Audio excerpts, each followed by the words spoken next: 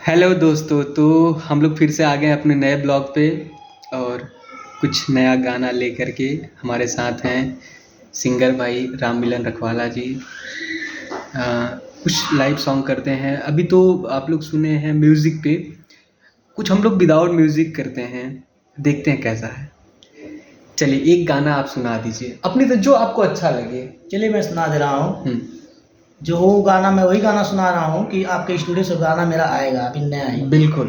थोड़ा सा मैं सुनाऊंगा क्योंकि बहुत लोग चोरी कर लेते हैं ना, इसलिए हाँ, ये बात इसलिए मैं सही थोड़ा है। ही सुनाऊंगा। ये बात सही है, क्योंकि मार्केट में बहुत लोग पड़े हुए हैं चोरी करने वाले। बिल्कुल सही बात है। तो थोड़ा सा मैं सुनाऊंगा। बिल्कुल बिल्कुल।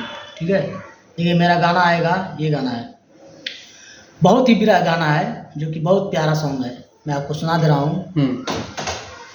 औरत गा रही है और ही कहत नइखे हमरो दिनवा रात रे भौजी,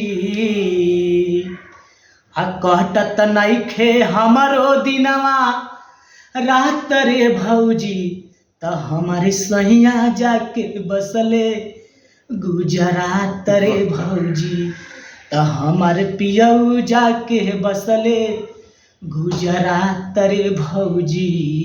मैं इतना ही सुनाऊंगा।